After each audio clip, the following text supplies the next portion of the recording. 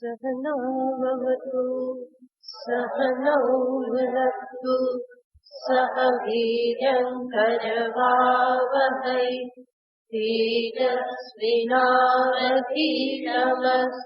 मा विद्विषावहै। ॐ शान्ति शान्ति शान्तिः। शङ्करं शङ्कराचार्यं केशवं बादरायणं सूत्रभाष्यकृतौ वन्दे भगवन्तौ पुनः पुनः। ईश्वरो गुरुरात्मेति मूर्तिभेदविभागिने व्योमवद्व्याप्तदेहाय दक्षिणामूर्तये नमः। ॐ पार्थाय प्रतिबोधितां भगवता नारायणेन स्वयं व्यासेन ग्रथितां पुराणमुनिना मध्ये महाभारतम् अद्वैतामृतवर्षिणीं भगवती अष्टादशाध्यायिनी अम्ब त्वामनुसन्दधामि भगवद्गीते भवद्वेषिणीम् यं ब्रह्मा वरुणेन्द्ररुद्रमरुतः स्तुन्वन्ति दिव्यैस्तवैः वेदैः साङ्गपदक्रमोपनिषदैः गायन्ति यं सामगाः। ध्यानावस्थिततद्गतेन मनसा पश्यन्ति यं योगिनः यस्यान्तं न विदुःसुरासुरगणा देवाय तस्मै नमः। यस्यान्तं न विदुःसुरासुरगणा देवाय तस्मै नमः। श्रीभगवानुवाच व्रजहाति यदा कामान् सर्वान् पार्थमनोगतान् आत्मन्येवात्मना तुष्टः स्थितप्रज्ञस्तदोच्यते दुःखेष्वनुद्विग्नमनाः सुखेषु विगतस्पृहः वीतरागभयक्रोधः स्थितधीर्मुनिरुच्यते यः सर्वत्रानभिस्नेहः तत्तत्प्राप्य शुभाशुभम् नाभिनन्दति न द्वेष्टि तस्य प्रज्ञा प्रतिष्ठिता यदा संहरते चायम् कूर्मोऽङ्गानीव सर्वशः इन्द्रियाणीन्द्रियार्थेभ्यः तस्य प्रज्ञा प्रतिष्ठिता विषया विनिवर्तन्ते निराहारस्य देहिनः रसवर्जं रसोऽप्यस्य परं दृष्ट्वा निवर्तते यततो ह्यपि कौन्तेय पुरुषस्य ઇન્દ્રિયાણિ પ્રમાથીનિ હરન્તિ પ્રસભં મનઃ તાનિ સર્વાણિ સંયમ્ય યુક્ત આસીત મત્પરઃ વશે હિ યસ્યેન્દ્રિયાણિ તસ્ય પ્રજ્ઞા પ્રતિષ્ઠિતા ધ્યાયતો વિષયાન પુંસઃ સંગસ્તેષુપજાયતે સંગાત સંજાયતે કામઃ કામાત ક્રોધોऽભિજાયતે ક્રોધાત ભવતિ सम्मोहः सम्मोहात् स्मृतिविभ्रमः स्मृतिभ्रंशात् बुद्धिनाशो बुद्धिनाशात् प्रणश्यति रागद्वेषवियुक्तैस्तु विषयानिन्द्रियैश्चरन् आत्मवश्यैर्विधेयात्मा प्रसादमधिगच्छति प्रसादे सर्वदुःखानां हानिरस्योपजायते प्रसन्नचेतसो यासु बुद्धिपर्यवतिष्ठते। છેલ્લા શ્લોકમાં ભગવાન શ્રી કૃષ્ણચંદ્રએ દર્શાવ્યું દુઃખ નિવૃત્તિનો ઉપાય અંતરની નિર્મળતા જ છે. પ્રસાદે સર્વ દુઃખાનામ હાનિ ઉપજાયતે. પ્રસાદ યાને પ્રસન્નતા, અને પ્રસન્નતા અંતરમાં ક્યારે હોઈ શકે? જ્યારે નિર્મલતા હોય. માટે પ્રસન્નતા, નિર્મલતા અને સમાન અર્થે જોવામાં આવે છે. અંતઃકરણ જ્યારે રાગદ્વેષ કામ ક્રોધાદિથી યુક્ત હોય ત્યારે સ્વાભાવિક જ એ અશુદ્ધ અંતઃકરણ છે. અને એવા કોઈ દોષ જ્યારે અંતઃકરણમાં નથી અથવા તો અલ્પ માત્રામાં છે તો એ અવસ્થા એ અંતઃકરણ શુદ્ધિની અવસ્થા છે. અને એવી શુદ્ધિમાં જ હંમેશા પ્રસન્નતા હોય છે.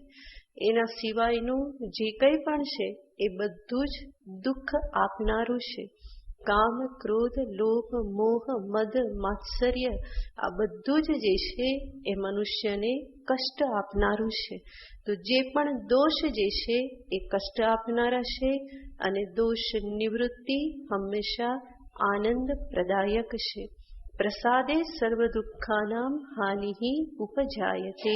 અને આવા પ્રસન્ન ચિત્તમાં જ પોતાના આત્મ સ્વરૂપને સમજવું સંભવ બને છે. માટે ભગવાન આગળ કહેશે પ્રસન્ન ચેતસઃ બુદ્ધિ આશુ પર્યવતિષ્ઠતે. જેનું અંતર શુદ્ધ થયું એની જ બુદ્ધિ સ્થિર થાય છે. જરૂર સાપેક્ષ અંતઃકરણ શુદ્ધ થયું તો શ્રવણ કરવાથી જ્ઞાન તો જરૂર સમજમાં આવે છે. આત્મા કોણ છે, જગતનું સ્વરૂપ શું છે, આ બધું સમજમાં તો આવે છે. પરંતુ સમજમાં આવેલું હોવા છતાં પણ જીવનમાં એનું ફળ અનુભવમાં આવતું નથી. એ ફળ અનુભવમાં આવે એના માટે જ્ઞાનની સ્થિરતા અનિવાર્ય છે. અને જ્ઞાનની સ્થિરતા આ પ્રમાણે વિશેષ શુદ્ધિથી પ્રાપ્ત થાય છે. જેમ કે સંશય વિપર્યય આદિ અંતઃકરણની અશુદ્ધિ નષ્ટ થાય તો જ્ઞાન સ્થિરતા પ્રાપ્ત થાય છે. અને એ જ જ્ઞાન સ્થિરતાથી જીવનમાં જ્ઞાનનું ફળ જે છે એ પણ પ્રતિફલિત થવા લાગે છે. તો બુદ્ધિની સ્થિરતાને અર્થે આ બધું જ આવશ્યક છે. ભગવાને આ બધા શ્લોકોમાં દર્શાવ્યું કે જે વ્યક્તિ યોગથી યુક્ત છે, જે રાગ દ્વેષ રહિત એવી ઇન્દ્રિયો વડે જે કંઈ પણ વ્યવહાર કરવાનો છે કરે છે, આત્મવશ્યૈ વિધેયાત્મા, મનને પણ જે સંયમમાં રાખી અને વ્યવહાર કરે છે, એવી વ્યક્તિ પ્રસાદને નિર્મલતાને પામે છે. આ ઇન્દ્રિય મનને સંયમમાં રાખવાનો જે પ્રયત્ન, એને જ યોગ કહેવામાં આવે છે. તો એવા જે યોગથી યુક્ત છે એ અંતે પ્રસન્નતાને પ્રાપ્ત થાય છે. અને જે આ પ્રમાણે યોગથી યુક્ત નથી એને શું નુકસાન જાય છે એને ભગવાન આગળના શ્લોકમાં બતાવે છે. નાસ્તિ બુદ્ધિરયુક્તસ્ય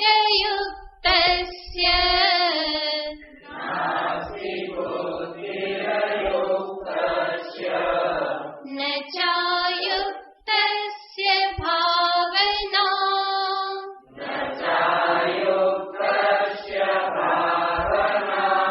ન ચાભાવયત શાંતિઃ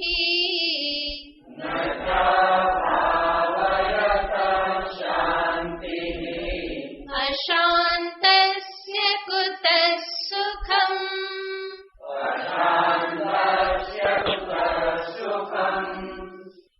બોલો સાથે બોલો. નાસ્તિ બુદ્ધિરયુક્તસ્ય ન ચાયુક્તસ્ય ભાવના ન ચાભાવયત શાંતિઃ અશાંતસ્ય કુતઃ સુખમ. આ શ્લોકમાં ભગવાન જે વાત કરી રહ્યા છે એ દિલમાં કોતરી રાખવા જેવી છે. ભગવાન આ શ્લોકમાં 4 સૂત્ર જ બતાવે છે. આપણે અનેક વખત જોયેલું છે કે ગીતાજીના શ્લોકો જે છે એ સૂત્રાત્મક છે. આ શ્લોકમાં પણ ભગવાન 4 સૂત્ર બતાવે છે. ભગવાન આગળ કહી ચૂક્યા છે, યુક્ત આસીત મત્પરઃ, તું કેવો બની રહે? યુક્ત. યુક્ત યાને યોગથી યુક્ત, અને સાથે સાથે મત્પરઃ, ઈશ્વર પરાયણ તું બની રહે. એ જ વાતને ભગવાન અહીંયા દર્શાવી રહેલા છે. જે યોગથી યુક્ત છે એને શું પ્રાપ્ત થાય છે એ આગળ દર્શાવ્યું કે એ પ્રસન્નતાને, નિર્મલતાને અને બુદ્ધિની સ્થિરતાને પ્રાપ્ત કરે છે. હવે પછી ભગવાન અહીંયા બતાવે છે કે જે યોગયુક્ત નથી એને શું નુકસાન જાય છે. તો સર્વપ્રથમ ભગવાન કહે છે, નાસ્તિ બુદ્ધિ અયુક્તસ્ય. યુક્ત શબ્દનો અર્થ થાય છે જે યોગથી સંપન્ન છે, અને અયુક્ત યાને જેના જીવનમાં યોગ નથી. જે યોગ રહિત છે એવી વ્યક્તિને ભગવાન કહેશે બુદ્ધિ નાસ્તિ. એને બુદ્ધિ યાને જ્ઞાન પ્રાપ્ત થતું નથી. બુદ્ધિનો અર્થ થાય છે જ્ઞાન. તો યોગ રહિત વ્યક્તિને જ્ઞાન પ્રાપ્ત થતું નથી. એટલું જ નહીં, આગળ ભગવાન કહેશે ન ચ અયુક્તસ્ય ભાવના. જે અયુક્ત છે, યોગ રહિત છે, એને ભાવના પણ પ્રાપ્ત થતી નથી. ભાવનાનો અર્થ અહીંયા અનેક આચાર્યો ટીકાકારો કરે છે દૃઢ ભક્તિ. એને ભક્તિ પણ પ્રાપ્ત થતી નથી. તો યોગ રહિત મનુષ્યને જ્ઞાન પ્રાપ્ત થતું નથી, ભક્તિ પણ પ્રાપ્ત થતી નથી. અને ભક્તિ વગર શાંતિ ક્યાંથી? તો ન ચ અભાવયત શાંતિ. જેનામાં ભાવના ભક્તિ નથી એને શાંતિ મળતી નથી. અને ચોથું સૂત્ર ભગવાન કહેશે અશાંતસ્ય કુત સુખમ. જે અશાંત છે એને સુખ ક્યાંથી હોઈ શકે? તો આ નાના નાના વાક્યોમાં પણ ભગવાન બહુ જ ગૂઢ અર્થ બતાવી દે છે. નાના નાના વાક્યો આપણે હંમેશા યાદ રાખવા જેવા છે. ભગવાન ચોખ્ખો હિસાબ બતાવી દેશે. પ્રસાદે સર્વ દુઃખાનામ હાનિ. જો પ્રસન્નતા પ્રાપ્ત થઈ તો શું થઈ જાય છે? સર્વ દુઃખો નિવૃત્ત થઈ જાય છે. અને અહીંયા કહે છે કે જે યુક્ત નથી એને શું નથી મળતું? જ્ઞાન નથી મળતું. જે યુક્ત નથી એને ભક્તિ પણ નથી મળતી.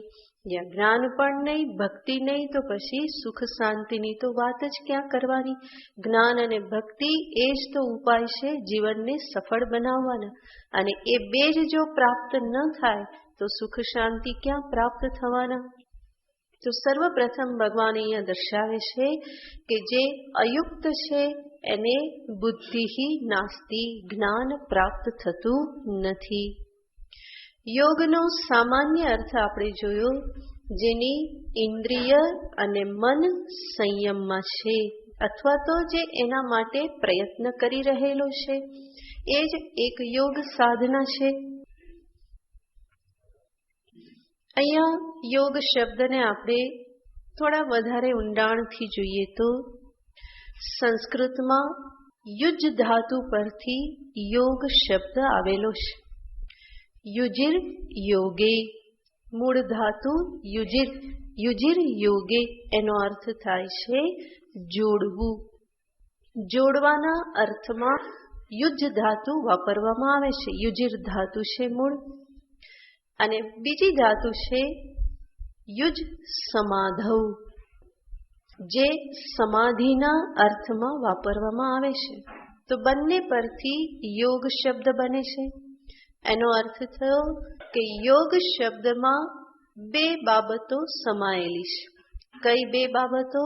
એક તો જોડવું, અને યુજ સમાધૌ એનો અર્થ છે સમાહિત કરવું, શાંત કરવું, સ્થિર કરવું. તો યોગ શબ્દમાં આ બે અર્થ સમાયેલા છે. એક તો જોડવું અને બીજું શાંત કરવું, સ્થિર કરવું, સમાહિત કરવું. ભગવાન અહીંયા કહે છે કે જે અયુક્ત છે, જેનામાં આ યોગ સાધન નથી, એને શું પ્રાપ્ત નથી થતું? જ્ઞાન પ્રાપ્ત નથી થતું. અહીંયા આપણે જોઈએ કે કેવી રીતે આ જ્ઞાનને અને આ યોગને કેવી રીતે સંબંધ છે. તો કોઈ પણ વસ્તુનું જ્ઞાન પ્રાપ્ત કરવાને માટે બે બાબતની આવશ્યકતા હોય છે. કઈ બે બાબતની આવશ્યકતા? એક તો ઇન્દ્રિય મનનો એ વિષયની સાથે સંયોગ થવો જોઈએ. ઇન્દ્રિય મનનો જે વિષયનું જ્ઞાન પ્રાપ્ત કરવું છે એની સાથે સંયોગ, સંબંધ થવો જોઈએ, એની સાથે જોડાવા જોઈએ. તો આ સર્વપ્રથમ આવશ્યક છે. બીજું શું આવશ્યક છે? તો કે એ જે ઇન્દ્રિય મન વિષયની સાથે જોડાયા ત્યાં થોડી વાર સ્થિરતા પણ હોવી જોઈએ. એટલે કે ઇન્દ્રિય મન જે વિષયની સાથે જોડાયા, તદાકાર વૃત્તિ ઉત્પન્ન થઈ. એ ઉત્પન્ન થયેલી વૃત્તિ થોડા સમય માટે સ્થિર રહેવી જોઈએ, તો વસ્તુનું જ્ઞાન થાય. જેમ કે આ પુષ્પ છે, કેવી રીતે જ્ઞાન થઈ શકે? તો કે તમારી ઇન્દ્રિય અને મન આની સાથે જોડાય, આના સંપર્કમાં આવ્યા, તો આ એક વસ્તુ આવશ્યક છે.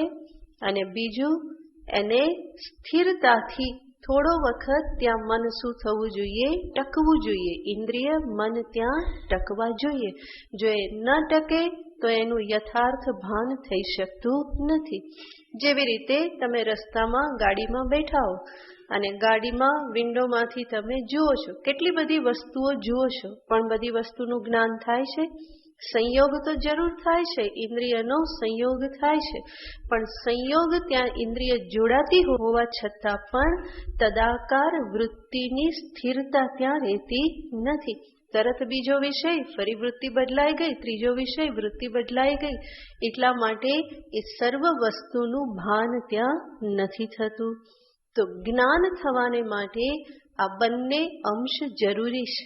વિષય સાથે ઇન્દ્રિયનું જોડાવું, મનનું જોડાવું અને થોડા સમય માટે ત્યાં સ્થિર થઈને રહેવું, તો જ્ઞાનની ઉત્પત્તિ થાય.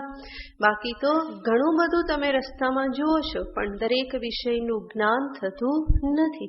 સંયોગ થાય છે, દરેક વિષયની સાથે સંયોગ પણ થતો નથી. જેટલાની સાથે સંયોગ થઈ જાય છે ઇન્દ્રિયનો, એ બધાનું જ્ઞાન પણ થતું નથી. જ્ઞાન માત્ર શેનું થાય છે? જ્યાં ઇન્દ્રિય જોડાય છે અને સાથે સાથે થોડા સમય માટે એ વૃત્તિ સ્થિર થઈને રહે છે. તો લૌકિક વિષયના સંદર્ભમાં પણ આ પ્રમાણે આ બંને બાબતોની આવશ્યકતા છે. એવી જ રીતે બ્રહ્મના જ્ઞાનને માટે, આત્મજ્ઞાનને માટે પણ આ બે બાબતની આવશ્યકતા છે. એક તો પ્રમાણ થકી એની સાથે જોડાણ થવું જોઈએ. એટલા માટે જ પ્રમાણ જે અહીં કહેવામાં આવે છે, ગુરુના મુખેથી શાસ્ત્રના મહાવાક્યોનું શ્રવણ કરવું. એ શ્રવણ કરવાથી શું થાય છે? તો કે શ્રવણ કરવાથી મારી ઇન્દ્રિય અને મનનું જોડાણ કોની સાથે થાય છે? એ બ્રહ્મની સાથે થાય છે, કે જેનું એ શબ્દ દ્વારા પ્રતિપાદન કરવામાં આવે છે. તો એ શબ્દના શ્રવણથી તત્તદાકાર વૃત્તિ ઉત્પન્ન થાય છે. પણ માત્ર આટલી વૃત્તિ ઉત્પન્ન થઈ જવાથી કામ પૂરું થઈ જતું નથી. એના પછી ફરી પાછું શું થવું જોઈએ? તો કે નિધિધ્યાસન થકી ફરી એ વૃત્તિને ઉત્પન્ન કરી અને એને સ્થિર કરવાનો પ્રયત્ન કરવો પડે છે. તો આ રીતે ત્યાં પણ આ બંને બાબતોની આવશ્યકતા છે. જ્ઞાન ઉત્પન્ન થાય, ઉત્પન્ન થયેલું જ્ઞાન દ્રઢ બની રહે, સ્થિર બની રહે, એ પણ આવશ્યક છે. અને ત્યારે જ એને પૂર્ણ જ્ઞાન કહેવામાં આવે, યથાર્થ જ્ઞાન, પૂર્ણ જ્ઞાન કહેવામાં આવે. આને સામે રાખીને ભગવાન અહીંયા કહે છે કે જે વ્યક્તિ આ પ્રમાણે યોગ સાધનથી યુક્ત નથી, એટલે કે જે આ પ્રમાણે ગુરુ પાસે બેસી અને શાસ્ત્રના શ્રવણને જે જીવનમાં સ્થાન આપતો નથી, મહાવાક્યનું શ્રવણ કરતો નથી, સત્સંગ કરતો નથી, તો પ્રથમમાં જ એ કેવો થઈ જાય છે? નાપાસ થઈ જાય છે. જ્યાં જાણ્યું જ નહીં તો પછી સ્થિરતાની તો વાત જ આવતી નથી. અને જ્યારે શ્રવણ કરવા બેસે ત્યારે પણ મન અને ઇન્દ્રિયો કેવી હોવી જોઈએ? સ્થિર હોવી જોઈએ. બાકી જે શ્રવણ થાય છે એ બધું ઉપરથી જતું રહેશે. મન ક્યાંક હશે, ઇન્દ્રિયો ચંચળ હશે, તો યોગ્ય રીતે જોડાણ પણ થશે ને, સંયોગ પણ થશે ને. માટે એના માટે શું આવશ્યક બની રહેશે? ફરી ઇન્દ્રિય સંયમ, મન પરનો સંયમ, એકાગ્રતા, આ બધાની પણ જરૂર પડે છે. તો આ સર્વનો સમાવેશ શેમાં થઈ જાય છે? યોગ શબ્દમાં સમાવેશ થઈ જાય છે. એને જ ભગવાન અહીંયા કહે છે, અયુક્તસ્ય બુદ્ધિ નાસ્તિ. જે અયુક્ત છે એના અંતરમાં આ જ્ઞાન ઉત્પન્ન થઈ શકતું નથી. બીજો અંશ જોઈએ. ભગવાન કહે છે, નચ અયુક્તસ્ય ભાવના. જે અયુક્ત છે એને માટે ભાવના પણ નથી, એટલે કે એને ભાવના ભક્તિ પ્રાપ્ત થઈ શકતા નથી. અહીંયા પણ ભગવાન કહે છે અયુક્તસ્ય, એનો અર્થ જેની પાસે યોગ સાધન નથી. અહીંયા પણ અર્થ જોઈએ તો ભાવના શબ્દનો અર્થ આપણે જોયું એ પ્રમાણે ભાવના યાને ભક્તિ. અને ભક્તિ કેવી? તો કે દૃઢ ભક્તિ, અનન્ય ભક્તિ, અવ્યભિચારિણી ભક્તિ. એવી જે ભક્તિ જે છે એ પણ ભગવાન કહે છે અયુક્તસ્ય ન ભવતી. જે અયુક્ત છે એને એવી ભક્તિ પણ પ્રાપ્ત થઈ શકતી નથી. કેવી ભક્તિ? તો સમજવાનું, દ્રઢ ભક્તિ. તો એ ભક્તિ અયુક્તને પ્રાપ્ત થઈ શકતી નથી. અહીંયા શા માટે યોગની જરૂર પડે છે? તો કે આવી જે ભક્તિ જે છે એ કેવી રીતે પ્રાપ્ત થાય એના માટે પણ બે બાબત જરૂરી છે. જેમ યોગ શબ્દમાં આપણે જોયું કે એક તો શું છે તો કે જોડાવું, અને બીજું શું છે? સ્થિર થવું. તો જ્ઞાનમાં વિષયની સાથે જોડાવું અને ત્યાં વૃત્તિની સ્થિરતા, એ બે જરૂરી છે. એવી જ રીતે ભગવત ભક્તિમાં પણ બે વસ્તુની જરૂર છે. શું જરૂર છે? તો કે સર્વપ્રથમ તો પોતાના ઇન્દ્રિય મનને ભગવાનની સાથે જોડવા, અને બીજું જોડેલા ઇન્દ્રિય મનની સાથે દ્રઢ ભગવત ભાવના બનાવી રાખવી, ભગવત બુદ્ધિ બનાવી રાખવી. એનો અર્થ એક તો જોડાણ કરવું અને બીજું એમાં સ્થિરતા પ્રાપ્ત કરવી. ભગવાનની સાથે ઇન્દ્રિય મનને જોડવા અને એ જ ભગવત ચિંતનમાં દ્રઢતા સ્થિરતા રાખવી. શા માટે આ બે વસ્તુ જરૂરી છે?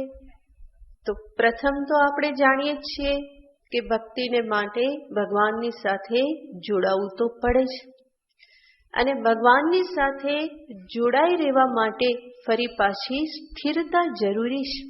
એના માટે તો એ સ્થિરતા હોય તો જ શું પ્રાપ્ત થશે? ભાવના, દ્રઢ ભક્તિ પ્રાપ્ત થાય. શા માટે? કારણ કે ભગવાન તો કઈ એવા નથી કે ગમે ત્યારે તમારી સામે આવીને બેસી જશે.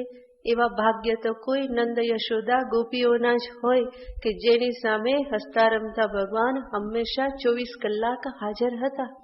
પણ દરેક જીવ તો એવો ભાગ્યશાળી નથી. એટલા માટે એને શું કરવું પડે? તો કે નિરંતર દ્રઢ ભગવત ભાવના કરતા રહેવી પડે. સતત નિરંતર ભગવત ચિંતન કરવું, ભગવત ભાવના અંતરમાં ફરી ફરીને એને ઉત્પન્ન કરતા રહેવી પડે. તો અંતે ધીમે ધીમે શું થાય છે?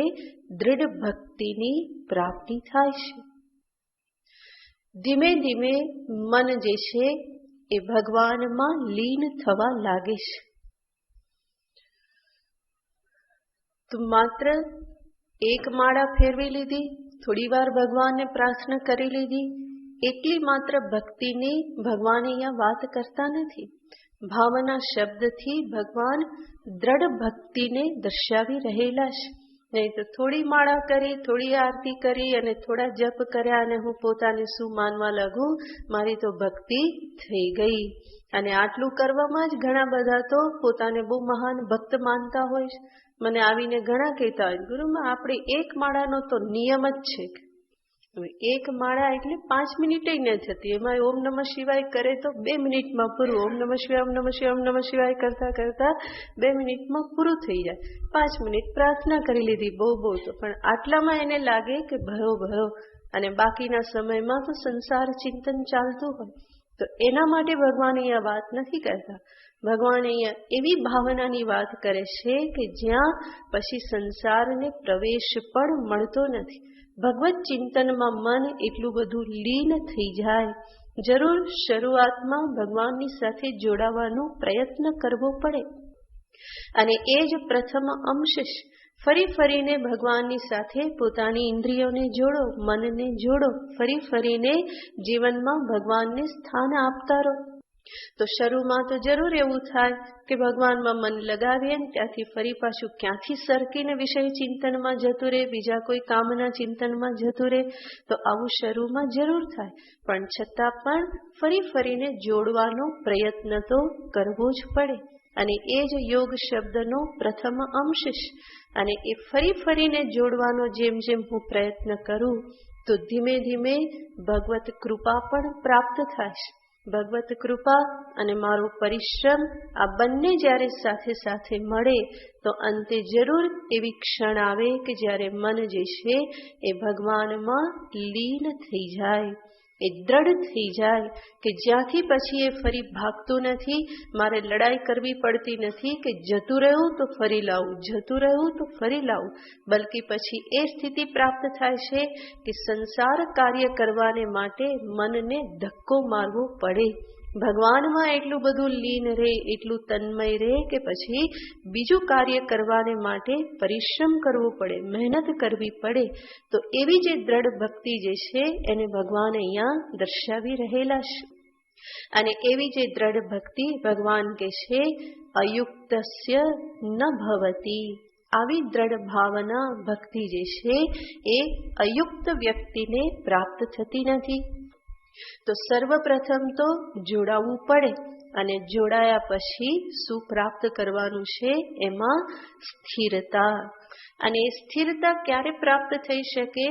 જ્યારે પ્રભુ પ્રત્યે પ્રેમ હોય, રુચિ હોય, એ ભાવના અંદરથી હોય, ભગવાનને માટે આસક્તિ જન્મે, તો પછી ધીમે ધીમે સ્થિરતા પ્રાપ્ત થાય. નહીં તો સવારે યાદ કર્યા તે ફરી પાછા ભગવાન ક્યારે યાદ આવે? હવે સાંજે દીવો કરવાનો છે ત્યારે યાદ આવે, ફરી પાછા ક્યારે યાદ આવે? સવારે યાદ આવે, ફરી પાછો આખો દિવસ જતો રહ્યો, ફરી ભગવાન ક્યારે યાદ આવે? કે સાંજે યાદ આવે. તો આવી રીતે ના ચાલે. ભગવાન માટે ખરેખર જો પ્રેમ હોય તો જ્યાં પ્રેમ હોય એનું વિસ્મરણ ક્યારેય થતું નથી. અને આ જે પ્રેમ જે છે એ જ મને સ્થિરતા પ્રદાન કરનારો છે. એ પ્રેમથી જ નિરંતર સ્મરણ પણ સંભવ બને છે. જેમ આપણે વ્યવહારમાં પણ જોઈએ કે જેનું વધારે સાનિધ્ય હોય, જેનું ચિંતન વધારે થતું હોય એને ક્યારેય પણ ભૂલતા નથી. જીવનમાં અનેક વ્યક્તિઓનો સંયોગ થાય છે, અનેકને આપણે મળીએ છીએ, પરંતુ એમાંના બધા કોઈ યાદ રહેતા નથી. તમે બધા સ્કૂલમાં ભણતા હશો અને તમારા ક્લાસમાં 50-60 વિદ્યાર્થીઓ હોય, અત્યારે તમને કેટલા યાદ? કોઈ એક બે કદાચ યાદ હોય, કાંઈ તો કોઈ હેરાન કર્યા હોય યાદ હોય, અને નહીં તો કારણ કે નાના બાળકો બહુ તોફાન કરતા હોય ને, ક્યારેક કંઈક કરી દીધું હોય તો યાદ હોય કે આને આ બરાબર મને હેરાન કર્યો તો કે કરી હતી. નહીં તો કોઈ એકાદો એવો પરમ મિત્ર હોય કે જે યાદ હોય, બાકી બધા યાદ રહેતા નથી. પરંતુ કોઈ પોતાના માતા પિતાને ભૂલતું નથી, કોઈ પત્નીને ભૂલતું નથી, મિત્રને ભૂલતું નથી, સંતાનને ભૂલતું નથી, ગુરુને ભૂલતું નથી. શા માટે? કારણ કે ત્યાં એનો પ્રેમ જોડાયેલો છે, ત્યાં દ્રઢ ભાવના જે છે એ જોડાયેલી છે.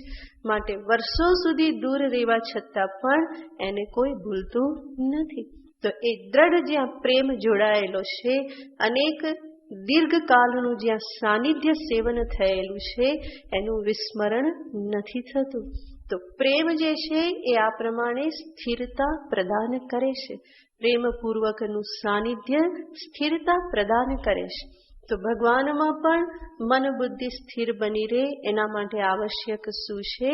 ઈશ્વર પ્રત્યેનો પ્રેમ, રુચિ, આદર, સદભાવ, અહોભાવ, આ બધું એના માટે જરૂરી બની રહેશે. તો ભગવાન અહીંયા કહેશે કે જે આ પ્રમાણે યોગયુક્ત નથી, પોતાના ઇન્દ્રિય મનને જે આ પ્રમાણે ભગવાનમાં જોડતો નથી. ભગવાન આગળ કહેવાના છે 9મા અધ્યાયમાં, અભ્યાસ યોગ યુક્તેન નાન્યગામિના ચેતસા. કેવા ચિત્તથી મારું ભજન કરે છે? અભ્યાસ યોગ યુક્તેન, જે નિરંતર આ પ્રયત્ન કરતો રહેશે. અભ્યાસ રૂપી યોગ, અભ્યાસ આને ફરી ફરીને પ્રયત્ન કરવો, રિપીટેશન. અને એવી રીતે પ્રયત્ન કરી કરી અને અંતે ચિત્ત કેવું થયું? તો ભગવાન કહે છે ન અન્યગામી, નાન્યગામી ના ચેતસા. 9મા અધ્યાયમાં ભગવાન કહેવાના છે, 8મા કે 9માં.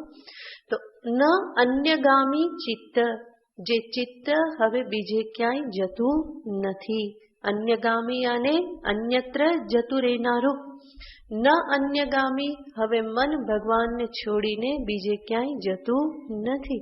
તો એવા ન અન્યગામીના ચેતસા અભ્યાસ યોગ યુક્તેન ચેતસા, ભગવાન આ બે વિશેષણ વાપરે છે.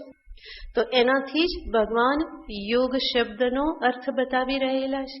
ફરી ફરી ઇન્દ્રિય મનને ભગવાનમાં જોડો અને એના પરિણામે અંતે શું પ્રાપ્ત કરો? તો કે અનન્યગામી ચિત્તની પ્રાપ્તિ કરો. તો યોગ યાને જોડાવવું અને યુજિર સમાધવ યાને ભગવાનમાં લીન થવું, સમાહિતતાને સ્થિરતાને પ્રાપ્ત કરવી. અને આ પ્રમાણે કરવાથી જ ધીમે ધીમે સાધકનું મન જે છે એ અત્યંત નિર્મલતાને પ્રાપ્ત કરે છે. કહેવાય છે કે ભગવાનનું સ્મરણ જે છે એ ભક્તના હૃદયમાં રહેલા મહાન પાપોને દૂર કરી દે છે. તો ભગવત સ્મરણમાં, ભગવત નામમાં, જપમાં મહાન શક્તિ રહેલી છે. ભગવાનના ધ્યાનમાં બધામાં મહાન શક્તિ રહેલી છે. કારણ કે ભગવાન સ્વયં મહાન શક્તિશાળી છે. એનું સ્મરણ કરીએ તો આપણામાં પણ શક્તિ આવે અને પાપ નષ્ટ થઈ જાય. અને એ તો હકીકત જ છે. આપણને બીક લાગતી હોય ને કોઈ બળવાન આપણી પાસે આવી જાય તો પછી બીક લાગતી નથી. પછી આપણને એમ થાય કે ના ના, હવે તો હું કેવો થઈ ગયો, શક્તિશાળી થઈ ગયો. તો જ્યારે સામાન્ય એવા મનુષ્ય પણ કોઈ શક્તિશાળી મનુષ્ય પાસે હોય તો ભય લાગતો નથી, બલકે વ્યક્તિ પોતાને શક્તિશાળી અનુભવ કરવા લાગે છે. તો પછી ભગવાન તો મહાન શક્તિશાળી છે, સર્વશક્તિશાળી છે. એવા પ્રભુનું સ્મરણ કરવાથી મારામાં પણ સર્વશક્તિ આવે છે. એવા મહાન શક્તિશાળી પ્રભુનું સ્મરણ અંતરના પાપને ધોઈ નાખે છે. કારણ કે ભાગવતમાં એક શ્લોકમાં કહેવામાં આવેલું છે કે સ્વકથામ શૃણ્વતામ કૃષ્ણ પુણ્ય શ્લોક કીર્તન. જે કૃષ્ણ જે છે શું કરે છે? તો કે હૃદયના પાપને ધોઈ નાખે છે. કોના હૃદયના પાપને? સ્વકથામ શૃણ્વતામ, કૃષ્ણની કથા જે સાંભળે છે એના હૃદયના પાપને કોણ ધોઈ નાખે છે? કૃષ્ણ. કૃષ્ણ કે જે કોણ છે? પુણ્ય શ્લોક કીર્તન. જે પુણ્ય શ્લોક કીર્તન છે, જેનું સ્મરણ કરવાથી, કીર્તન કરવાથી પુણ્યની પ્રાપ્તિ થાય. અથવા તો પુણ્ય શ્લોક જે મહાન પુરુષો જે છે એ જેનું કીર્તન કરે છે, એ જેને ભજે છે, એવા ભગવાન કૃષ્ણ સ્વકથામ શૃણ્વતામ, પોતાની કથાનું શ્રવણ કરનાર એવા જે ભક્ત જે છે એના અંતરના બધા જ અભદ્ર ભાવ એટલે જે પાપ ભાવ છે, કુભાવ છે, અશુદ્ધિ જે છે એ બધાને હૃદયમાં પ્રવેશ કરી અને ધોઈ નાખે છે. તો ભગવાનને હૃદયમાં પ્રવેશ થાય એના માટેનું સાધન શું છે? એની કથાનું શ્રવણ કરો તો અંદર કોણ પ્રવેશી જાય છે? ભગવાન પ્રવેશી જાય છે. કથાની સાથે સાથે જેમ કથા જેવી કાનમાં ગઈ તો પાછળ પાછળ કોણ ઘૂસી જાય છે? કૃષ્ણ પણ ઘૂસી જાય છે કે હવે મારે અંદર જવાના દ્વાર ખુલી ગયા. તો શ્રવણેન્દ્રિય થકી, કથા થકી ભગવાન ભક્તના હૃદયમાં પ્રવેશ કરી જાય છે. અને ભક્તના હૃદયમાં પ્રવેશ કરીને શું કરે છે? એમનો પોતાનો કોઈ સ્વાર્થ નથી. ભગવાન ભક્તના હૃદયમાં પ્રવેશ કરી અને અભદ્રાણી ધુનોતી વિધુનોતી, અભદ્રાણી પાપાની વિધુનોતી, બધા જ પાપ જે છે એને એ ધોઈ નાખે છે. તો ભગવાન કેટલા કૃપાળુ છે, આપણા હૃદયમાં પ્રવેશ કરે છે. અને પ્રવેશ કરવા માટે થઈને શું કરે છે? આવા ઉપાય કરે છે. એને ખબર છે કે આ જીવ સીધો તો મને અંદર નહીં જવા દે, કારણ કે એ બીજા બધા કામમાં પડેલો છે, અંદર બીજું બધું ભરેલું છે, મારા માટે તો કોઈ દરવાજા ખુલ્લા નથી. ક્યારેક કોઈક એ પ્રમાણે સંજોગ ઊભા કરી દે અને એ પાપીને પણ ક્યાં મોકલી દે છે? તો કે કથા સાંભળવા મોકલી દે છે, ત્યાંથી પસાર કરી દે છે. અને કથા સાંભળવા જો કોઈ બેસી ગયો તો પછી તો ભગવાન કે હવે મારું કામ કેવું છે? સરળ છે. એ કર્ણેન્દ્રિય દ્વારા અંતરમાં પ્રવેશ કરી જાય છે. અને આ રીતે એ ભક્તના હૃદયના પાપ જે છે એને વિધુ નહોતી. ભગવાન કેટલા કરુણામય છે. મારું ઘર હું સાફ કરું એ બરાબર, પરંતુ અહીંયા તો કોણ સાફ કરવા આવી જાય છે? ભગવાન સ્વયં મારા હૃદયની સફાઈ કરવા માટે અંદર આવી જાય છે. તો નિજ હૃદયસ્થ વિધુનોતી અભદ્રાણી સતામ સુહૃત. ફરી ત્યાં ભગવાન માટે શબ્દ વાપર્યો છે સુહૃત. સુહૃત એટલે મિત્ર. એ મિત્ર ભાવે મારા હૃદયની સફાઈ કરી નાખે છે. બધે જ અભદ્ર ભાવ જે છે એને એ સાફ કરી દે છે. અને આગળ કહેશે નષ્ટ પ્રાયેષુ અભદ્રેષુ. જ્યારે આ બધા પાપ નષ્ટ થઈ જાય, શેનાથી નષ્ટ થાય છે? ભાગવત સેવયા. ભાગવત સેવા, સેવયા અને એનું સેવન કરવું. ભગવાનની ભક્તિ અથવા તો ભગવાનના જે ભક્તો છે ભાગવત, એનું સાનિધ્ય સેવવાથી, ભગવત ભક્તનું સાનિધ્યનું સેવન કરવાથી જ્યારે આ બધા પાપ જે છે નષ્ટ પ્રાય થઈ જાય, લગભગ બધા પાપ બધા ધોવાઈ જાય, તો અંતે શું થાય છે? ભગવતી ઉત્તમે શ્લોકે નૈષ્ઠિકીમ ભક્તિમ જાયતે.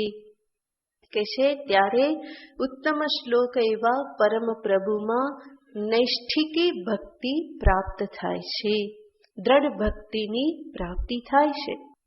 તો શરૂઆતમાં તો હું પણ મહેનત કરું અને મારી સાથે સાથે કોણ મહેનત કરે છે? ભગવાન પણ મહેનત કરે છે. શું મહેનત કરે છે? સફાઈ કરવા માટે. હું મારા ઇન્દ્રિય મનને ભગવાનમાં જોડવા પ્રયત્ન કરું અને એના થકી ભગવાન પણ શું કરે છે? ક્યારેક ક્યારેક અંદર ઘૂસી જાય અને એ મારા અંતરની સફાઈ કરતા રહેશે.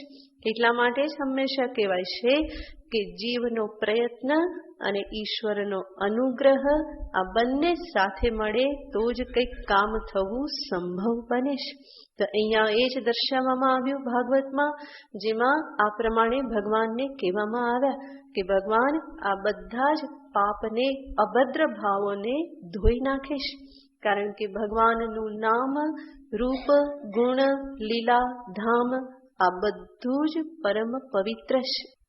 અને જ્યાં જીવને કોઈને કોઈ શબ્દ સ્પર્શ રૂપ રસ ગંધ ગ્રહણ કરવાની જરૂર જ છે, તો પછી ભગવાન કહેશે કે તું મારા જ શબ્દ સ્પર્શ રૂપ રસ ગંધને તારી ઇન્દ્રિયોથી ગ્રહણ કરતો રહે, અને એનાથી ગ્રહણ કરીશ તો એના થકી હું જ તારી અંદર આવી જઈશ અને બધી સફાઈ અંદરની હું કરી આપીશ. અને આ રીતે કરતા કરતા અંતે શું થાય છે? તો કે ભક્તિર ભવતી નૈષ્ઠિકી. નૈષ્ઠિકી ભક્તિની પ્રાપ્તિ થાય છે. અને આવી નૈષ્ઠિકી ભક્તિ જે છે એને જ ભગવાન અહીંયા શું કહે છે? ભાવના. અને આવી જે ભાવના, નૈષ્ઠિકી ભક્તિ અયુક્તસ્ય ન ભવતી. જે અયુક્ત છે, યોગ સાધનથી રહિત છે, એવી વ્યક્તિને આ ભાવના જે છે એ પ્રાપ્ત થતી નથી. નૈષ્ઠિકી ભક્તિનો અર્થ થાય છે, નિષ્ઠાનો અર્થ છે નિતરામ સ્થિતિ. નિષ્ઠા અને સંપૂર્ણ સ્થિતિ. અને એ નિષ્ઠાને સામે રાખીને કહેવામાં આવ્યું કે ભક્તિ કેવી? નૈષ્ઠિકી ભક્તિ કે જેમાં ભગવાનમાં સંપૂર્ણ સ્થિતિ છે. સંપૂર્ણ સ્થિતિનો અર્થ શું? તો સંપૂર્ણ સ્થિતિનો અર્થ છે કે જેમાં મન, બુદ્ધિ ભગવાનમાં જ લાગેલા છે અને સાથે સાથે અન્ય કોઈ વિષયમાં લાગતા નથી. ભગવાનમાં જ એકાગ્રતા છે. મનમાં એકાગ્રતા પણ છે અને એક વિષયતા પણ છે. તો એવી જે સ્થિતિ જે છે એને દ્રઢ ભક્તિ કહેવામાં આવે છે. અને આવી આજે દ્રઢ ભક્તિ જે છે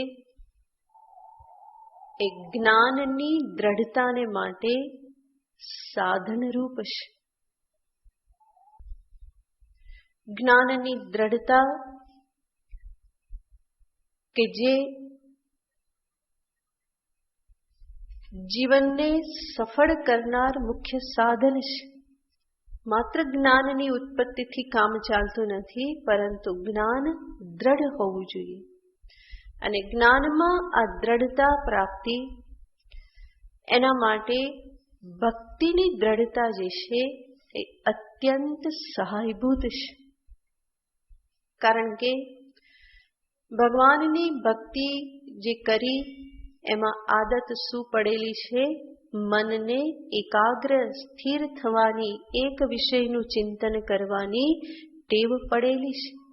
દીર્ઘકાલ સુધી એક જ વિષયમાં રહેવાનો અભ્યાસ ભક્તિ થકી સંભવ બનેલો છે.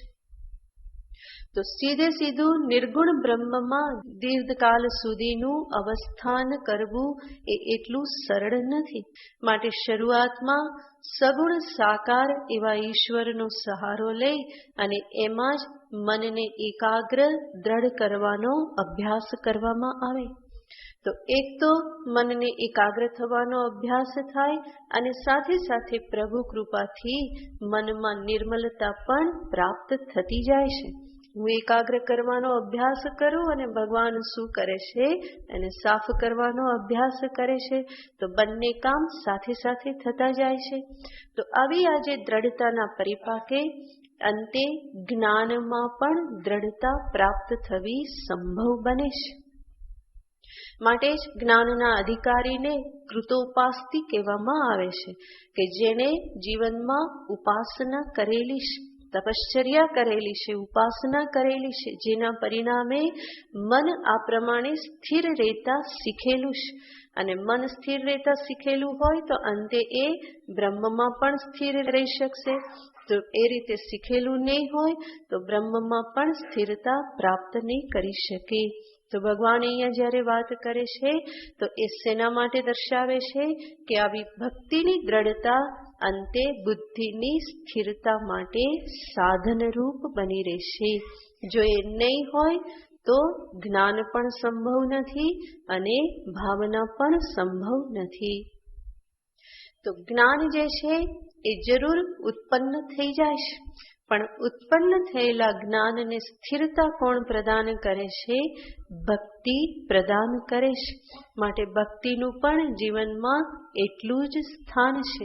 એ સ્થાનને દર્શાવવા જ આગળ ભગવાન ફરી કહે છે, નચા ભાવયતઃ શાંતિ. જેના જીવનમાં આવી ભક્તિ નથી, ઈશ્વર પરાયણતા, ભગવત પરાયણતા જેના જીવનમાં નથી, એને શાંતિ પણ પ્રાપ્ત થઈ શકતી નથી.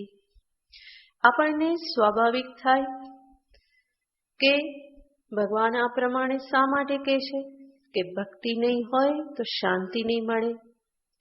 થોડો અહીંયા વિચાર કરીએ તો ખ્યાલ આવે કે વ્યક્તિને અશાંતિ શેના કારણે થાય છે. જીવનમાં કોઈક વિષયાદિનો અભાવ ખટકતો હોય ત્યારે બેચેની અનુભવાય છે. અને એ અભાવ જે ખટકે છે એની પૂર્તિ ન થાય તો પણ બેચેની અનુભવાય છે. અને પૂર્તિ કરવાના પ્રયત્નમાં લાગો તો પણ બેચેની તો આવવાની જ છે. અને આવી બેચેની એ જ તો અશાંતિ છે. કોઈને કોઈ પ્રકારનો અભાવ કંઈક ખટકતો હોય તો જ અંતરમાં ઈચ્છાઓ ઉત્પન્ન થશે એને દૂર કરવા માટે. અને એ અંતરમાં ઈચ્છા ઉત્પન્ન થઈ તો શાંતિથી બેસવા દેવાની નથી. પ્રવૃત્ત થશો તો ફરી ત્યાં પણ સમસ્યા છે. શાંતિથી બેસી પણ શકાતો નથી, પ્રવૃત્ત થવામાં પણ સમસ્યા છે. તો આ રીતે જીવનમાં જ્યારે કંઈક અભાવ ખટકતો હોય તો જ જીવનમાં બેચેની, અશાંતિ અનુભવાય. હવે વિચાર કરો, જેનું મન ભગવાનમાં લીન થયું, જેની ઇન્દ્રિયો ભગવાનમાં લીન થઈ, એને કયો અભાવ ખટકવાનો? કારણ કે ભગવાન સ્વયં કેવા છે? પરિપૂર્ણ છે, પૂર્ણાત્મા છે. જેને પૂર્ણાત્માને પોતાના હૃદયમાં ધારણ કર્યા, એના માટે જગતનો કયો અભાવ એને પછી સ્પર્શી શકે, કઈ અપૂર્ણતા એને સ્પર્શી શકે? બલકી મન બુદ્ધિમાં એટલી ભગવત ભાવના ભરાયેલી છે કે જ્યાં જગત સંસારનું સ્મરણ પણ થતું નથી, બલકી સમસ્ત જગત જે છે ભગવત બુદ્ધિથી બાધિત થઈ જાય છે. મુખડું મેં જોયું તારું, સર્વ જગ થયું ખારું. એ જગ ખારું થયું એનો અર્થ શું? જગ બધું બાધિત થઈ ગયું, મિથ્યા સિદ્ધ થઈ ગયું. હવે ભગવાનની સામે એનું કોઈ મૂલ્ય રહ્યું નથી. તો ભગવાન સ્વયં પરિપૂર્ણ છે, પૂર્ણાત્મા છે. એની સાથે જે જોડાઈ ગયો એને ક્યારેય કોઈ અભાવ ખટકતો નથી, અને એટલા માટે જ એના જીવનમાં કોઈ બેચેની, અશાંતિ પણ અનુભવાતી નથી. એટલું જ નહીં, ભગવાન સ્વયં શાંત સ્વરૂપ છે. શાંત સ્વરૂપ પ્રભુને જે પોતાના હૃદયમાં ધારણ કરે એનું હૃદય અશાંત કેવી રીતે થાય? તો આ બધા કારણથી ભગવાન અહીંયા કહેશે કે જે આ પ્રમાણે દ્રઢ ભક્તિ ધારણ કરે છે એને જીવનમાં શાંતિ મળે છે, અને જે આ પ્રમાણે ભાવના ધારણ નથી કરતો, અભાવયતઃ કુતઃ શાંતિ, એને શાંતિ કેવી રીતે પ્રાપ્ત થાય?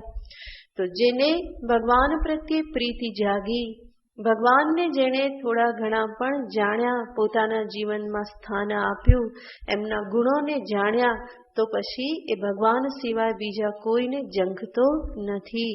મેરે તો ગિરિધર ગોપાલ દૂસરો ન કોઈ. બીજું કોઈ એને પછી આવશ્યક જણાતું નથી. એક જ પરમાત્મા પર્યાપ્ત છે. પણ જેને દ્રઢ ભક્તિ નથી જાગી એને શું થાય કે ના, ભગવાન તો છે બરાબર, પણ સાથે સાથે શું જોઈએ? બીજું બધું પણ જોઈએ. એ બીજું બધું પણ સાથે સાથે જોઈએ તો એનો અર્થ શું થયો? ભગવાનને તમે કઈ કક્ષામાં મૂકી દીધા? બીજા બધાની સાથે સાથે આ પણ જોઈએ, આ પણ જોઈએ, આ પણ જોઈએ, ભગવાન પણ છે સાથે. તો એવું નથી. ભગવાન સ્વયં પરિપૂર્ણ છે, પરમ શાંત છે, પૂર્ણાત્મા છે. ચાહે સગુણ લો, ચાહે નિર્ગુણ લો. નિર્ગુણ તો પરિપૂર્ણ સર્વવ્યાપક છે જ, પણ સગુણ પરમાત્મા જે છે એમનામાં પણ કંઈ ખૂટતું નથી. સર્વગુણ સંપન્ન, સર્વજ્ઞ, સર્વશક્તિમાન એવા પ્રભુમાં કંઈ પણ ખૂટતું નથી. તો એવા પ્રભુની સાથે સંબંધ જોડનારો ક્યારેય પણ જગતની બીજી વસ્તુઓની વાંછા કરતો નથી. એટલા માટે જ ભાગવતમાં સ્વયં ભગવાન કહેશે કે મારો ભક્ત આવી બધી ઈચ્છા કરતો નથી. ન પારમેષ્ઠ્યમ, એ બ્રહ્માજીના પદને ઈચ્છતો નથી. ન પારમેષ્ઠ્યમ, ન મહેન્દ્રધીષ્ણમ, ન સાર્વભૌમમ, ન રસાધિપત્યમ. ભગવાન કહેશે કે મારો ભક્ત શું શું ઈચ્છા નથી કરતો? પારમેષ્ઠ્યમ. પારમેષ્ઠ્યમ યાને બ્રહ્માજીના પદને કે બ્રહ્મલોકને ઈચ્છતો નથી. ભગવાન શરૂઆત ત્યાંથી કરે, છેકથી, હે ને? અહીંયા તો હજુ આ જગતમાંથી ઉપર નથી ઉઠાતું. ભગવાન કહેશે કે મારો ભક્ત જે છે એ બ્રહ્મલોકની ઈચ્છા કરતો નથી. કોઈ કે બ્રહ્મલોક તો આમે મોટે ભાગે પ્રાપ્ત નથી થતો, માટે ઈચ્છા ક્યાંથી કરે કે? તો ભગવાન કહેશે ન મહેન્દ્રધીષ્ણમ, એ સ્વર્ગલોકની પણ ઈચ્છા કરતો નથી. બ્રહ્મલોક કરતા સ્વર્ગલોક મેળવવો થોડો સરળ છે, કે એની પણ ઈચ્છા કરતો નથી. કોઈ કે અમે તો સ્વર્ગલોકમાં માનતા નથી, માટે એની ઈચ્છા ક્યાંથી કરીએ? તો ભગવાન કે સારું, આ લોકની તો ખબર છે ને. ન સાર્વભૌમમ, એ આ ભૂમિના રાજ્યનું પણ આધિપત્ય ઈચ્છા કરતો નથી. અને એનાથી પણ નીચેનું ન રસાધિપત્યમ. રસાધિપત્યમ યાને રસ ઉપરનું અધિપત્ય નહીં, ખાવા ઉપરનું, પરંતુ રસાધિપત્યમનો અર્થ છે પાતાલ લોકનું રાજ્ય. એક રસાતલ લોક છે, જે 7 લોક નીચેના જે છે એમાં એક રસાતલ કહેવામાં આવે છે. તલ, અતલ, વિતલ, ભૂતલ, તલાતલ, રસાતલ, પાતાલ, આ બધા નીચેના લોક છે. તો એમાં કહેશે ન રસાધિપત્યમ, એ પાતાલ લોકના રાજ્યને પણ જંખતો નથી. એટલું જ નહીં, ન યોગ સિદ્ધિ, એ આ બધા રાજ્યની તો ઈચ્છા નથી કરતો, ન યોગ સિદ્ધિ, બીજી કોઈ સિદ્ધિ પ્રાપ્ત કરવાની પણ ઈચ્છા કરતો નથી. એ અષ્ટ સિદ્ધિ નવનિધિ કે દાતા એવું કઈ અને એના માટેની પણ વાંછા કરતો નથી. ન યોગ સિદ્ધિ ન અપુનર્ભવમ, ભગવાનનો ભક્ત ત્યાં સુધી સમર્પિત છે કે એ ફરી જન્મ ન થાય એવી પણ પ્રાર્થના કરતો નથી. ન અપુનર્ભવમ, એની પણ ઈચ્છા કરતો નથી. હરિના જન તો મુક્તિ ન માગે, એ ન માગે પણ ભગવાન તો એને આપી જ દેશે. તો ન યોગ સિદ્ધિ ન અપુનર્ભવમ, ભગવાન કહે છે કે આ બધું એ મારો ભક્ત જે છે એ માનતો નથી. મય્યર પિતાત્મા ન વાંચતી મામ વિના અન્યત, ભગવાન કેટલા ગર્વથી કહેશે કે મને જે અર્પિત થઈ ગયો એવો મારો ભક્ત મારા સિવાય બીજા કોઈની ઈચ્છા કરતો નથી. તો ભગવાનને આવા ભક્ત માટે કેટલો બધો ગર્વ થાય છે ને, કે આવો ભક્ત કે જે મારી સામે બ્રહ્મલોકને પણ તુચ્છ કરી દેશે, સ્વર્ગલોક સાર્વભૌમ આ બધા લોકને એ તુચ્છ કરી દેશે, એના માટે મહત્વનું કોણ છે? એક ઈશ્વર પરમાત્મા જ એના માટે મહત્વના છે. તો આવો જે મારામાં અર્પિત બુદ્ધિવાળો મામ વિના અન્યત ન વાંછતી, મારા સિવાય બીજું કંઈ પણ એ ઈચ્છા કરતો નથી. શા માટે ઈચ્છા નથી કરતો? કારણ કે જેને એ અર્પિત થયો એ પરમાત્મા કેવા છે? પરિપૂર્ણ છે, પૂર્ણાત્મા સ્વરૂપ છે, માટે બીજાની ઈચ્છા કરતો નથી. બલ્કે બીજી કઈ ઈચ્છા કરે તો ભગવાનને કષ્ટ થાય છે. ઘણા ભક્તો ભગવાનને પ્રગટ કરે, એના દર્શન કરે અને પછી ભગવાન જ્યારે કહે કે માગ તારે જે જોઈએ તે આપું, અને ભગવાનની પાસે ભક્ત ભગવાન સિવાય જો બીજું કંઈ માગે તો ભગવાનને અંતરમાં બહુ કષ્ટ થાય છે.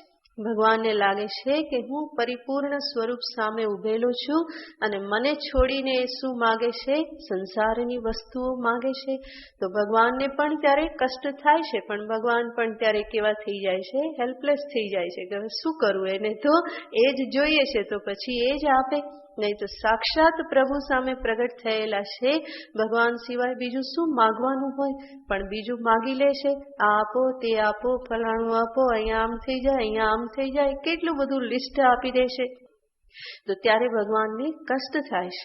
પણ જ્યારે ભગવાન આ પ્રમાણે કહે અને છતાં પણ ભક્ત શું કહે? પ્રભુ આપના વિના મારે કંઈ ન જોઈએ, આપના ચરણમાં દ્રઢ ભક્તિ એ જ માત્ર હું માંગુ, બીજું કંઈ મને જોઈતું નથી. ભાવે ભાવે હૃદય ભવને ભાવયેયમ, હું શું કરું?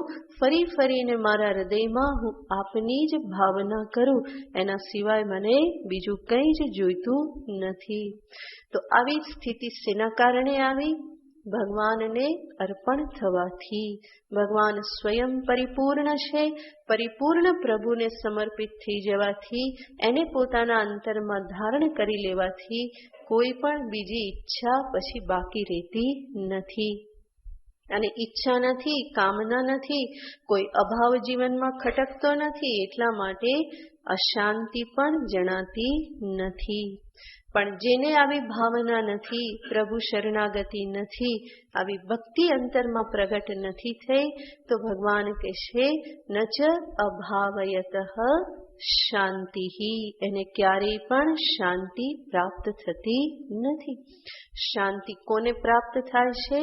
તો કે માત્ર ને માત્ર આ ભક્તને, જેણે અંતરમાં ભક્તિ પ્રાપ્ત કરી એને જ આ શાંતિની ઉપલબ્ધિ થાય છે. જેને ભક્તિ પ્રાપ્ત નહીં કરી એને શાંતિ મળતી નથી. અહીંયા સ્વાભાવિક આપણને પ્રશ્ન થાય, સ્વયં ભગવાન જ ગીતાજીમાં અન્યત્ર કહેશે, જ્ઞાનમ લબ્ધ્વા પરામ શાંતિમ અચિરેણાધિગચ્છતિ. ભગવાનનું જ વચન છે. આ જ્ઞાનને પ્રાપ્ત કરી અને પરા શાંતિને પ્રાપ્ત કરે છે. તો ત્યાં ભગવાન સાધન શું બતાવે છે? શેનાથી શાંતિ પ્રાપ્ત થાય છે? જ્ઞાનથી. જ્ઞાનમ લબ્ધ્વા પરામ શાંતિ. અને અહીંયા ભગવાને શું કહ્યું? અભાવયતઃ શાંતિ નાસ્તિ. એનો અર્થ શું? શાંતિ માટેનો ઉપાય શું છે? ભાવના. જેને ભાવના દ્રઢ ભક્તિ પ્રાપ્ત થઈ એને શું મળે છે? શાંતિ મળે છે. તો એક બાજુ ભગવાને શું કહ્યું? જ્ઞાનથી શાંતિ મળે છે, અને અહીંયા ભગવાને આડકતરી રીતે શું કહી દીધું? ભક્તિથી શાંતિ મળે છે. તો આ બંને વચનનો સમન્વય કેવી રીતે કરવો? કારણ કે ભગવાન કહે છે તો એમાં તો કઈ ગરબડ તો ના હોય. એવું તો ના હોય કે ભગવાન કે ના ના ત્યારે તો શું થઈ ગયું હતું, તો કે થોડી ગરબડ થઈ ગઈ હતી, ભૂલ થઈ ગઈ હતી, હે ને? તો એવું તો ભગવાનને માટે થાય ને કે ત્યારે મને યાદ નહોતું આવ્યું, ભૂલથી બોલાઈ ગયું હતું. તો એવી રીતે તો ભગવાન ના કહે. તો ભગવાનના બંને વચનો છે, અને બંને વચન પરમ પ્રમાણ જ હોય. તો એ બંને વચનને કેવી રીતે સમન્વિત કરવા એ આપણે વિચારવું રહ્યું કે ભગવાન જ્ઞાન અને ભક્તિ બંનેને શું કહેશે? શાંતિ માટેના ઉપાય રૂપે દર્શાવે છે. બંને કેવી રીતે ઉપાય છે ને પછી જોઈશું. ઓમ પૂર્ણમદ પૂર્ણમિદં પૂર્ણાત પૂર્ણમુદચ્યતે પૂર્ણસ્ય પૂર્ણમાદાય પૂર્ણમેવાવશિષ્યતે. ઓમ શાંતિ શાંતિ શાંતિ. હરિ ઓમ શ્રી ગુરુભ્યો નમઃ. હરિ ઓમ. અત્યારે ભીષ્મ પંચક ચાલે છે. ભીષ્મ પંચકમાં ગંગા સ્નાનનું બહુ જ મહત્વ છે. આપણે ગંગાજી તો અહીં છે ને, ગંગા સ્તોત્ર બોલીએ ને. પાના નંબર 98.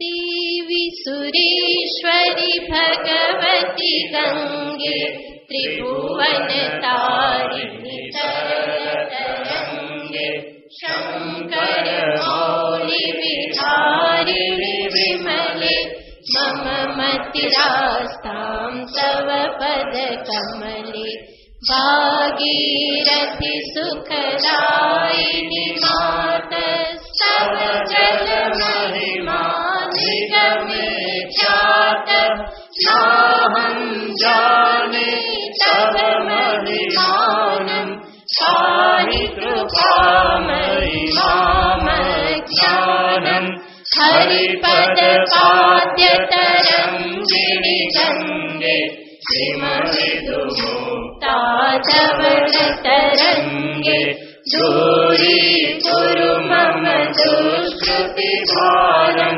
कुरु कृपया भव सागर पारं तव जलममलं येन निपीतं परमपदं खलु तेन गृहीतं मातर्गङ्गे त्वय्यो भक्तः शिलतं द्रष्टुं नयनः शक्तः पतितोद्धारिणि जाह्नवी गङ्गे खण्डितगिरिवरमण्डितभङ्गे भीष्मजननि हे मुनिवरगम्ये पतितनिवारिणि त्रिभुवनधन्ये कल्पलतामिव फलदां लोके प्रणमति यस्त्वां न पतति शोके सारागारविहारिणि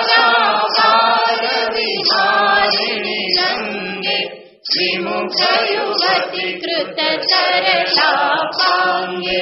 तव चेन्मातश्रोतस्नात पुनरपि जठरे सोऽपि न जात नरकनिवारिणि जाह्नवी गङ्गे कलुषविनाशिनि महिमोत्तुङ्गे पुनरतरङ्गे पुण्यतरङ्गे जय जय जाह्नवी करुणापाङ्गे इन्द्रमुकुटमणिराजितचरणे शुभदे शुभदे भृत्यशरण्ये योगं शोकं तापं पापं हर मे भगवति सुमति कलापं त्रिभुवनचारे वसुधाहारे समचि गतिर्मम खलु संसारे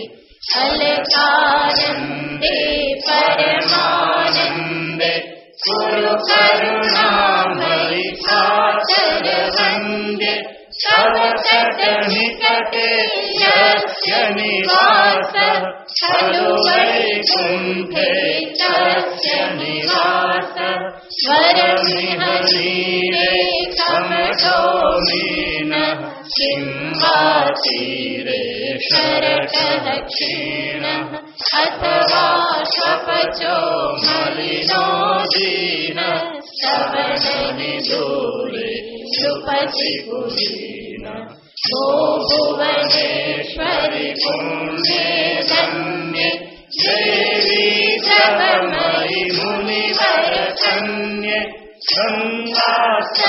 गङ्गास्तवमिममलं नित्यं पठति नरो यत्सजयति सत्यं येषां हृदये गङ्गा भक्तिः तेषां भवति सदा सुखमुक्तिः मधुराकान्ता पञ्चटिकाभिः परमानन्दकलितललिताभिः गङ्गास्तोत्रमिदं भवसारं काञ्चितफलदं विमलं सारं शङ्करसेवक शङ्कररचितं पठति सुखी तव इति च समाप्तम् शङ्करसेवक शङ्कररचितं पठति सुखी तव इति च समाप्तम् जय जय गङ्गे जय हर गङ्गे जय जय गङ्गे जय हर गङ्गे जय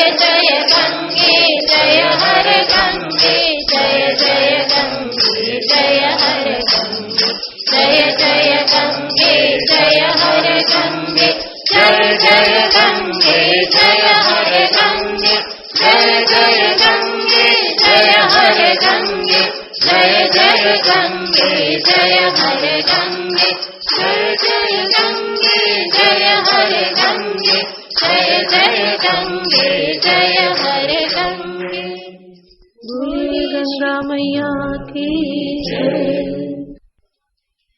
पाना नंबर 173।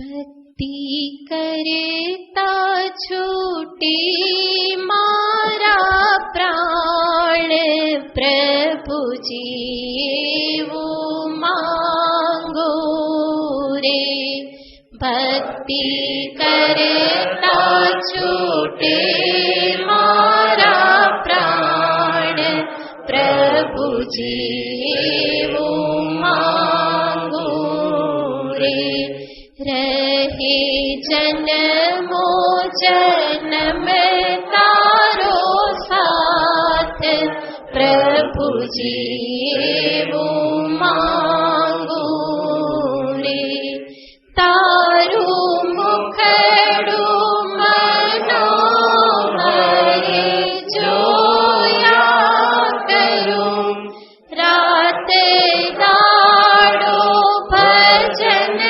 तारो बोल्या करूं रहे अंत समय तारो ध्यान प्रभु जी वो मांगो रे भक्ति करता छूटे मारा प्राण प्रभु जी वो मांगो रे मारी आशा निराशा मां करशो नहीं मारा अवगुण हैया मां धरशो नहीं श्वासे श्वासे रटो तारो नाम प्रभु जी वो मांगो रे भक्ति करता छूटे मारा प्राण प्रभु जी वो मांगो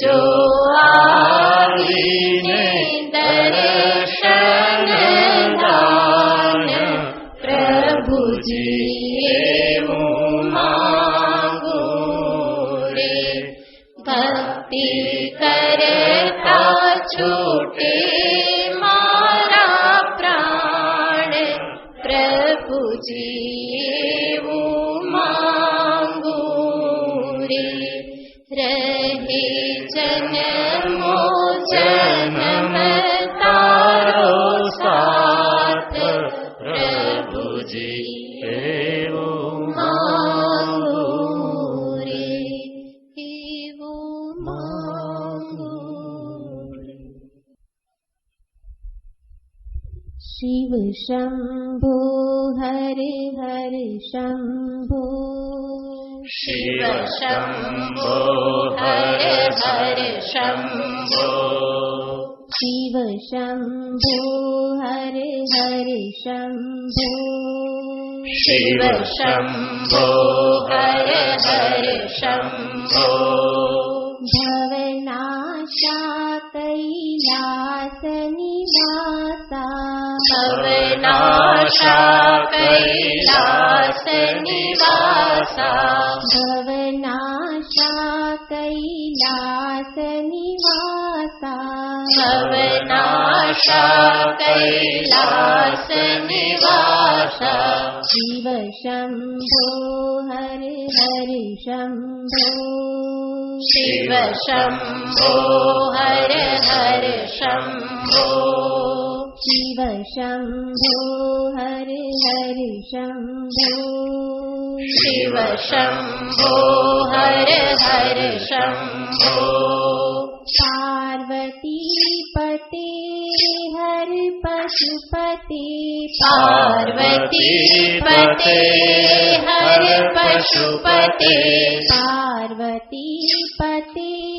હર પશુપતે પાર્વતી પતે હર પશુપતે ગંગાધરા શિવ ગૌરી પતે હર ગંગાધરા શિવ ગૌરી પતે હર ગંગાધરા શિવ ગૌરી પતે હર ગંગાધરા શિવ ગૌરી પતે શિવ શંભો હર હર શંભો શિવ શંભો હર હર શંભો શિવ શંભો હર હર શંભો શિવ શંભો હર હર શંભો ભવનાશા કૈલાસ નિવાસા ભવનાશા કૈલાસ નિવાસા ભવનાશા કૈલાસ નિવાસા ભવનાશા કૈલાસ નિવાસા પાર્વતી પતે હર પશુપતે પાર્વતી પતે હર પશુપતે પાર્વતી પતે હર પશુપતે પાર્વતી પતે હર પશુપતે ગંગાધરા શિવ ગૌરી પતે હર ગંગાધરા શિવ ગૌરી પતે હર ગંગાધરા શિવ ગૌરી પતે હર ગંગાધરા શિવ ગૌરી પતે શિવ શંભો હર હર શંભો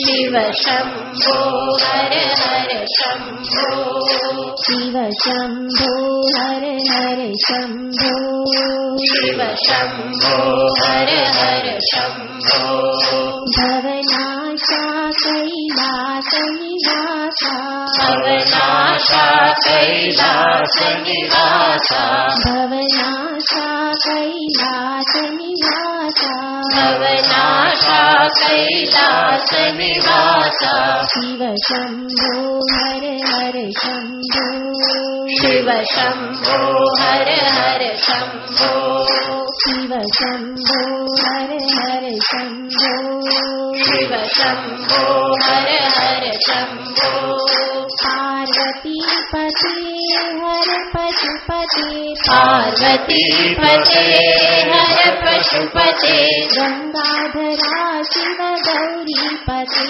हर गंगाधरा शिव गौरी पते हर गंगाधरा शिव गौरी पते हर गंगाधरा शिव गौरी पते शिव शंभो हर हर शंभो शिव शंभो हर हर शंभो शिव शंभो हर हर शंभो शिव शंभो हर हर शंभो शिव शंभो हर हर शंभो शिव शंभो हर हर शंभो शिव नाशा कैलास निवासा भवनाशा कैलास निवासा भवनाशा कैलास निवासा भवनाशा कैलास निवासा शिव शंभो हर हर शंभो शिव शंभो हर